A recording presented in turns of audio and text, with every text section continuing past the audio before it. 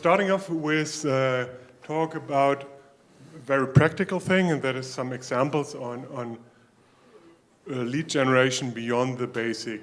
Here's a white paper for you. And I'm very excited to welcome Madeleine Friedrich and Jonas Ludwig on stage. And once again, please, during the talk, collect all your questions. Make sure not to forget one, and then hammer them afterwards. Okay. All right. Thank you, Eki. Yeah, welcome everyone. I'm glad some people found their way to room 2 as well. As Eki mentioned already, we are going to talking about lead generation and focusing how to bring it into real life. Because I felt when you start working in marketing automation, you come across lead generation quite soon, but getting the idea is one thing, but bringing it into real life is really written on a different page, and that's why we want to show you today what we think are the main aspects to consider and how we used it and brought it into real life. First, a minute about us. Eki already said, I have my colleague Jonas Ludwig with me on stage. He dug really deep into Mautic during his master thesis, which was about lead scoring. And now he's working as a developer with Leuchtfeuer. I'm Madeleine Friedrich. I'm leading the Mautic team at Leuchtfeuer. And some of you might already got in touch with me when it comes to organizing Mautic conferences. Yeah, I'm glad we're all here today. Now you already heard we are working for Leuchtfeuer. We are an agency based in Hanover, working together with around 30 awesome people. We are focusing on demanding web projects, especially in Typo 3, but we also do technical online marketing and, of course, marketing automation with Mautic.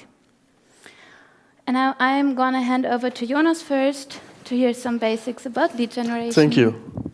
Yeah, before we go into some super practical examples about lead generation, maybe it's a good idea to just make sure we are all on the same page when it comes to what lead generation is. So if you've ever Googled lead generation or marketing automation, you might have stumbled about such a graphic, which basically shows in this process, it starts with a stranger who is basically browsing through the web. And when these strangers then find our websites and then end up there or click an ad and end up on a landing page, they become visitors. At these points, they are just anonymous visitors. So we know where they came from to our website, we know how often they've been there, but we don't know actually who they are, like what's their identity. So in the next step, we want to convince these leads to give us data about their identity so that they will become leads. So basically, we will just provide them an offer which is valuable enough so they will exchange their data for it. Okay, and now we have these leads. We know who they are, but of course, we also want to turn them into customer. So that's the next step where we close. Basically, we will provide them with valuable content or have a sales team reach out to them. And finally, if we're lucky enough, they will become customers, and if we do a good job. And there might also be some customers who are super excited about our products, and they will turn into promoters who actually spread the word of our product and bring other customers. In this talk, we will just focus on these 3 colored points where we turn anonymous visitors into known contacts, so-called leads. Yeah, so one question we should probably answer is, why do we need lead scoring? So basic example number 1, or the most prime case is that we want to grow our business, because if we have more leads that we can reach out to, of course, we have higher chances of getting profitable. Also, when we have these leads identified, we can provide better lead nurturing because we can reach out to these leads for example, via email with our content we created. Then we can also get valuable data via lead generation. And based on this data, we can then improve our offer or our calls to action. And we can also do more targeted marketing to just focus on the most profitable leads and segment of contacts. All right, so how do we do lead generation?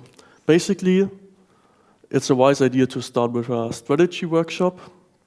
There was actually a talk about a strategy workshop on the Mautic Global this year, but it was in German. So if you're German, feel free to search for it on YouTube.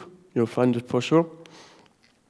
Yeah, and in this strategy workshop, there are many things you can do, but just to sum up a few points, it's really important to understand your target audience, so that you really know their needs, the pain points, what they want, where do they come from. And once you understood your target audience, you can create very interesting content for this target audience. One example are lead magnets, like white papers. You can offer them in exchange for the data, but there are many other options, as you will see later during this talk. And then you combine this offer with a strong call to action to tell your these visitors what they have to do next, where they do it so that they leave the data. And of course, if we talk about successful lead generation in Mautic, it's also a wise choice to smartly use the toolkit of Mautic. Here are some examples. I screenshotted about using the toolkit of Mautic in practice, actually companies. For example, here we have a pop-up or a focus item which tells the visitor that they can sign up for the newsletter there. If you have really interesting content and the visitor's interested, maybe this will be enough to get them get the email information. Then here is another very basic example, a contact form where visitors can leave the questions and the email address as well. Then we have, this is in German, but it's basically offering a white paper, and you have to leave your first name and your email address, and the button there says download now. And also another German example is here, where they can register for a webinar. They have to choose the webinar, enter their contact information, and then they can register for the webinar. Of course, there are many other options. I will name a few, and of course, Madeleine will show you some other later. But there's, for example, you can offer free trials, gated videos. So that's basically when you watch a video, and after maybe 30 seconds, there's a pop-up. And to further watch the video, you have to enter your email address, name, and so on. Then you can also use a configurator. For example, if you want to create your own bike, you can enter your contact information and add all the parts, and then you will get a price estimation. You can also have a raffle or a quiz, and many other options. So, next it's all about the practical part, and Madeleine will tell you about that. Yeah, I think knowing the theoretical background really helps us, but we promised you to bring it into real life. We're going to do that with 3 use cases, but first of all, I want to tell you what we figured out are the main 3 goals in real life when it comes to lead generation. And the first one is identity. Of course, we need to figure out who is this person. We usually use the email address as the identifier. We need it. The second one is intention. We do not only want to know who the person is, but also what are they interested in, like which products do they search for, or what problems do they try to solve. And once we have that, there comes a little challenge, which we called inheritance. We now have some data, in the best case in Mautic, And now we need to somehow pass this identity also to the browser. So if the contact continues interacting with us on our website, we still know who that was. Our first use case is a chatbot. The call to action would then be something like get support, click here for help, but it really depends on your business. Could also be something like a calculator, a configurator, a quiz. And we use a chat tool. We come to the specific chat tool in a second.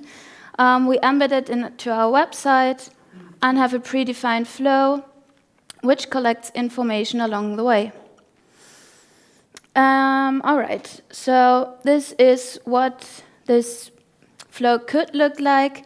We used Typebot. We felt it was really intuitive when you start using it, and one of the main reasons it's open source and free, which we of course all support.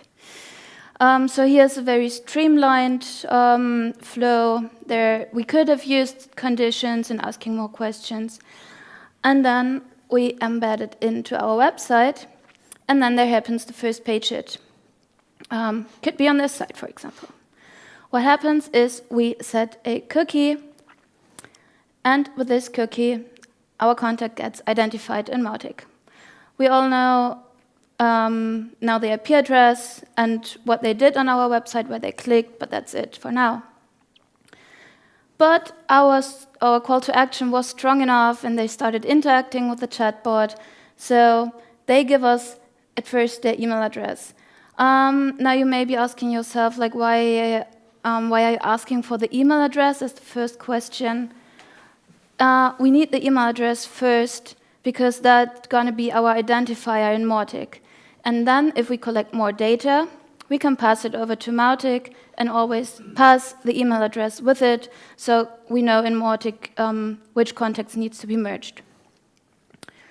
So with the email address that we got now, we will do a GET request. And this is what it looked like.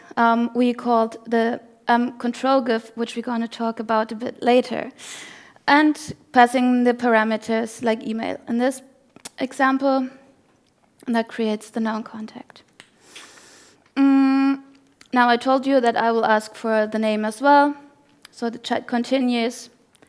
Now we do a second GET request, sending name and email. So what did we achieve is the noun contact, of course. So we do have the identity, we have the intention because we know what they were talking about with the chatbot, and we have all of this inherited to the browser because we were setting a cookie. And now we will see that in a little video as well. So here we have the flow.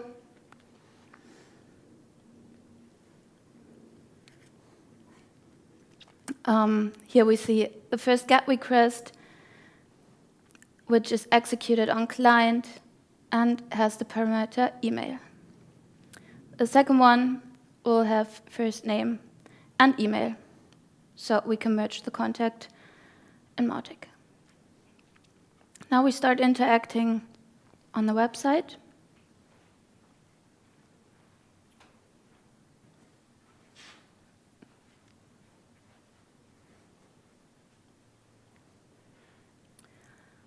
After giving the email, we even give the name, and what we see is our contact got created in Mautic. It has all the information merged into one contact, and we even see the pages that were visited. And if that contact continues browsing on our website now,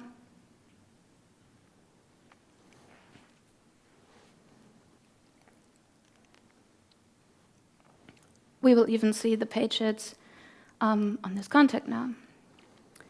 So I think the chatbot can really be used for different cases, and we really loved using it and gonna use it for sure for our own purposes and maybe also for Mautic purposes, as I heard from the community team. Okay, the next use case is a calendar integration. We all know the struggle of finding an appointment that fits for everyone, so we start using these calendar links, just book an appointment with me. So that's nothing really new. Neither is it to have it embedded into your website. But in many cases, we experience that people do not pass this information to their marketing automation tool. So we had a look at it a bit deeper. The call to action could be something like book your appointment or schedule demo. And then the visitor will give us their name and their email address, because otherwise they can't have the appointment with us. We used cal.com. It's also open source. Really nice tool. We start again with the first page that sets a cookie. In this example, I have the call to action placed twice on my page. I have it once. Can I use this? Oh, yeah. Can you see that? Not really good. I have placed it once above the fold, so it's really present when the visitor comes to our page. And then we also have a floating button down here in the corner, so it stays present when the contact keeps scrolling down the page. Again, this creates the anonymous visitor. And now they do book the appointment with us. And what happens is, on booking the appointment, we start sending, or we do send a webhook to Mautic that again contains the email. I also included information like the name and also set a tag so we can see in Mautic where this contact came from. So this results in a known contact for us again. Also, we're not really gonna see it in the demo, but what we did was we redirected the contact after booking the appointment to the same page, but passing the parameter of the email again. Then that causes that a cookie matches the data set we created in Mautic, and we can further continue tracking the behavior. So you already know what comes now. We know the identity because they gave us their data. We know their intention, at least we know they booked a 30-minute appointment with us. And we set a cookie that matches the data set we created. Again, a little video. Here you see in cal.com how I set up the webhook. The payload is rather simple. Again, just tag last name and email. And here I show you that I do a redirect upon a successful booking. I do the redirect here against the Mautic landing page because I had a little hiccup with WordPress. They did not let me pass all the parameters that Cal gives you. So I created a landing page in Mautic, unpublished it, and set a forward to my website. So now we see the appointment gets booked.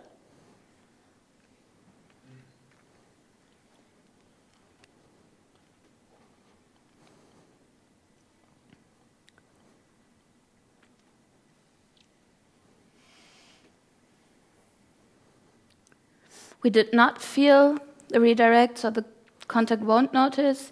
It's not an anonymous contact anymore, but it got identified. We do see the tag 30-minute, and we have all information in Mautic. And now we continue clicking around, and we also see the page hits in Mautic. Yeah.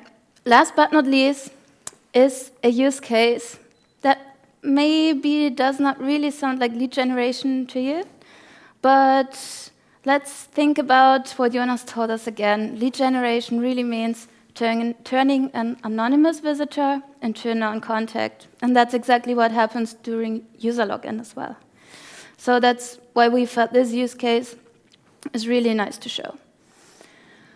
So the call to action is pretty straightforward. Would be something like login or register now.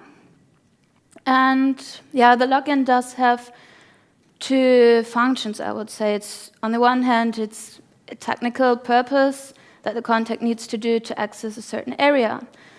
But we can also see it like a huge white paper, because it's, we getting data for someone to access more content, because in this use case it was access to some better software downloads.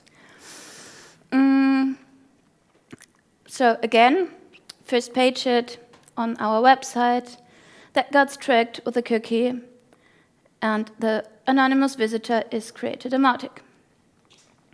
Then the user does the login, and what we did here, we told the CMS to do a GET request upon login against Mautic with a URL parameter of email, and what results is a known contact in Mautic. Hi, Eki.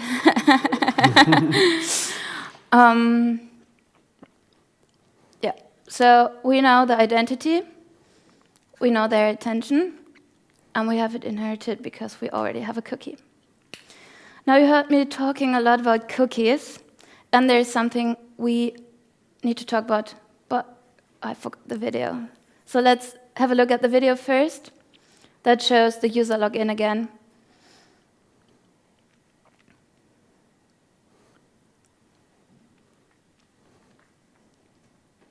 Here we see the anonymous contact. Bless you. Got created. Now the user logs in. The GET request got sent to Mautic, and once we refresh the page, we have our known contact. So now the promised addition on cookies. We need to pay attention.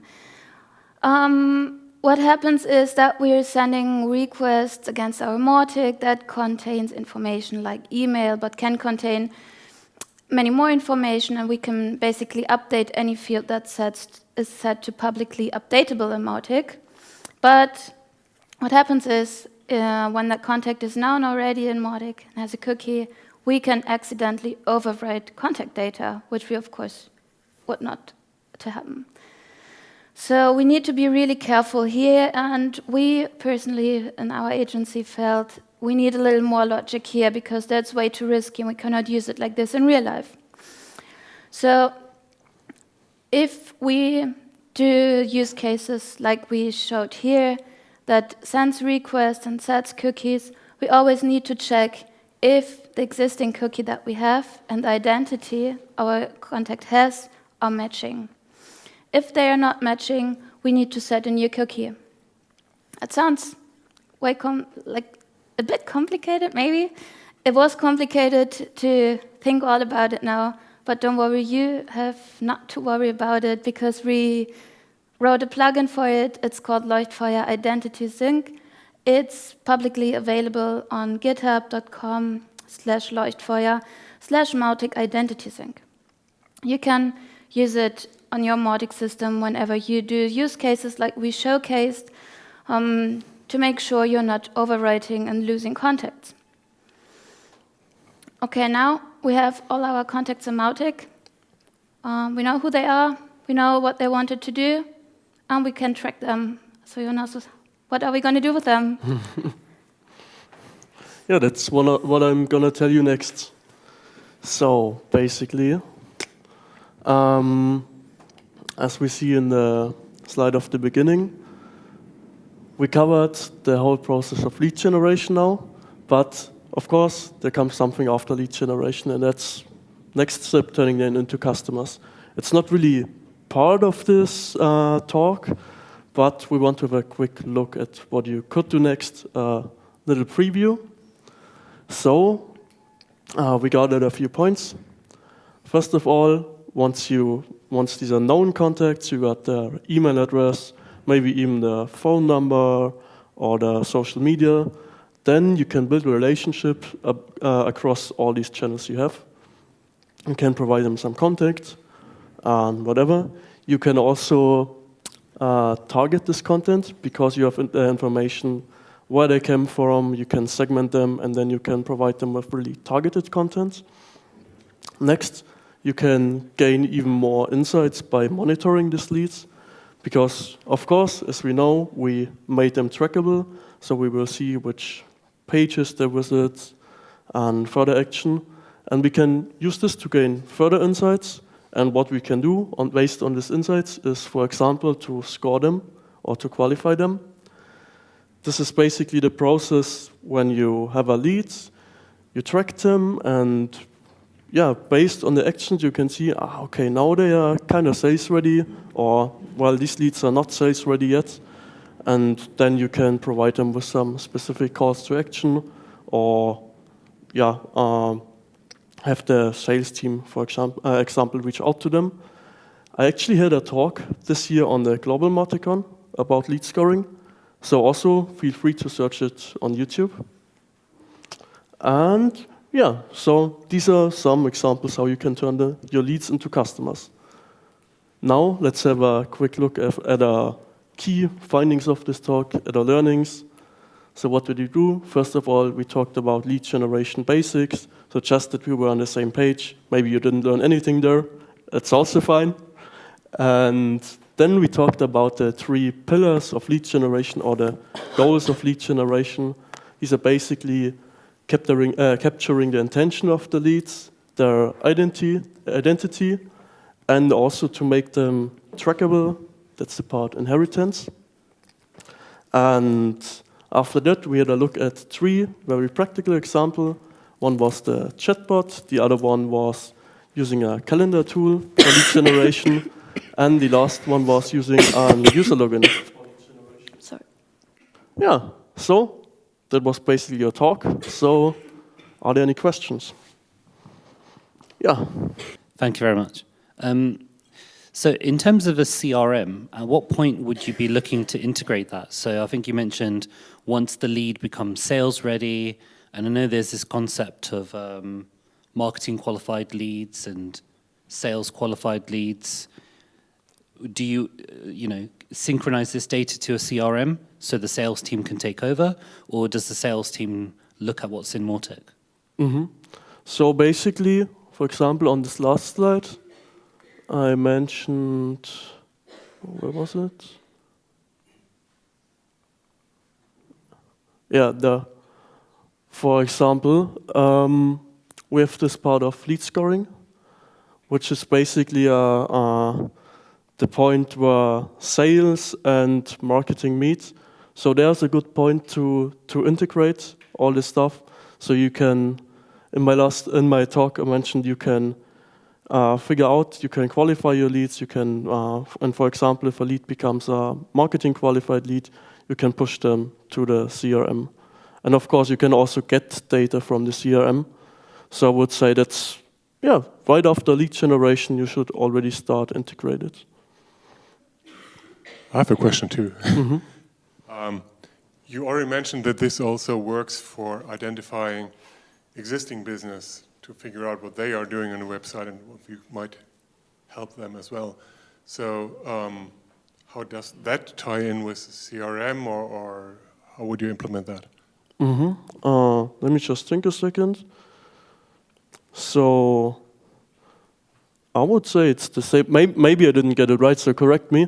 But I would consider it one of the same cases. So if it's integrated and you have an API or use the API, then you can mount the actions or whatever information you get with the contact, and you can put the necessary integration, you can push it to the CRM or the other way around. I hope this answers your question. Yeah.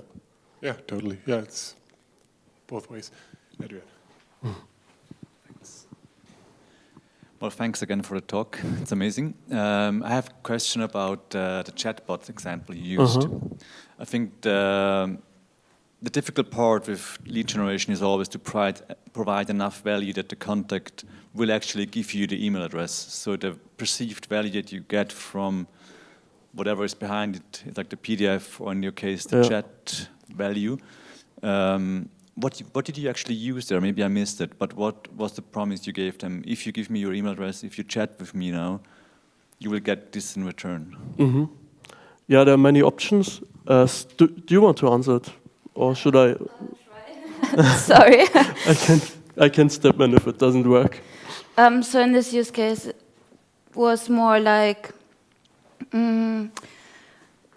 pre-sales, I would say. So we asked for like what services are you interested in? Is it marketing, consultancy, marketing strategy?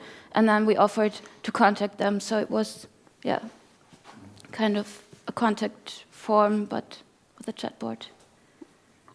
But I think the creative ideas, why people should give their contact data, it's kind of out of scope here, because this is more the technical platform to implement your ideas. And I also, maybe a little follow-up question. Yeah, In your example, you said you ask for the email first, but that's not necessary, is it? You can collect other data, and once you have the email, you can send that to the system. I think, yeah, you could.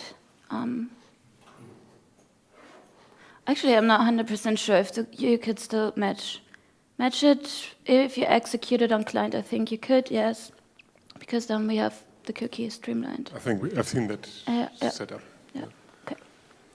Okay, next one, please. Hello. In the example of the chatbot, we asked for, well, you asked for the email, but I'm not sure.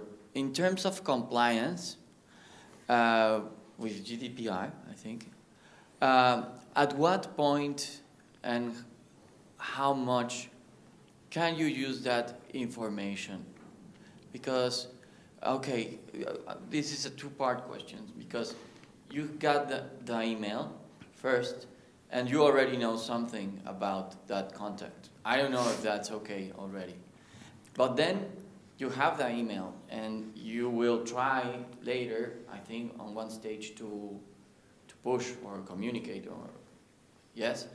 But I don't know if that's also, if it was an incomplete example, for example, because before doing that, you will have to do something else. Yeah, you're absolutely right. This was rather showcasing the technical aspects and how it works in general, what the construct is like. But in real life, we would have to ask in some point of this conversation, first of all, for the consent that we may pass the data to Mautic, and we also need to ask or do some kind of double opt-in, so we are allowed to later send them information.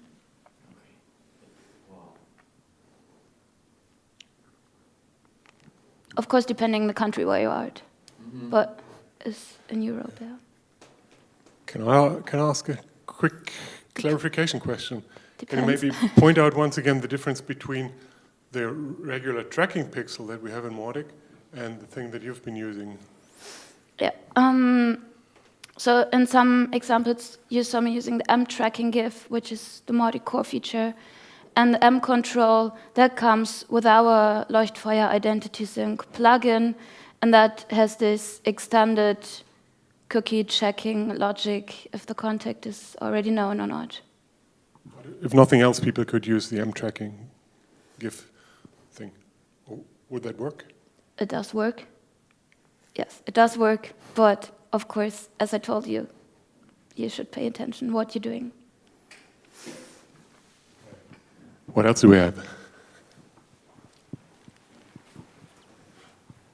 Maybe that's a bit too technical of a question, but why isn't normally the contact just merged together? Why do we need a sync plugin? Exactly, the contact would get merged, but imagine you have a contact that has an email address and a cookie, and now we are in the browser, and they identify themselves again, but now they have a different email address because someone else is using the device or whatever. So they type in another email address, but the cookie is still the same. So what would happen, of course, it gets merged in Mautic, but now we lost the first email address. Wouldn't that create a new contact if you use a new email address? No, I think that's exactly what our problem was, that it would not create a new contact because we already have the cookie. Yes, that's right. As we fight it with these issues here, and we we create every time we need more the same information. So from the customers, create a 1 hour link to do not sync the leads from your plugin. I think I like your plugin, and we want to pay attention next week there. Yeah, this is a issue we know. Then you can override a contact when you want to do it.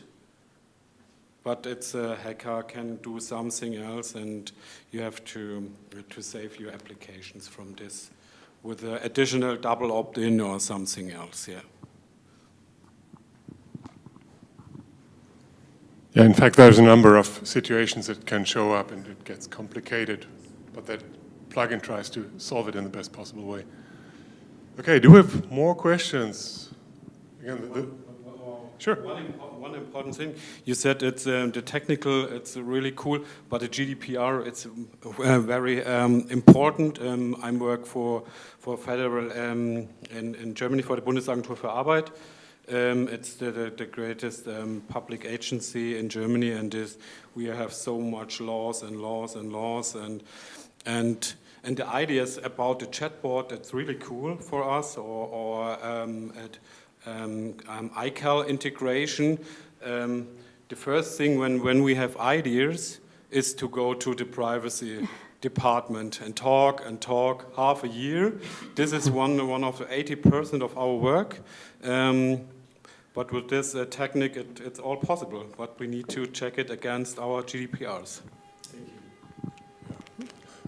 What I love about Typebot is that you can really configure it very easily just to ask a question, do you consent or whatever, or do you want to click the privacy link, and depending on their answers, you can then switch to the flow, send the data or send nothing.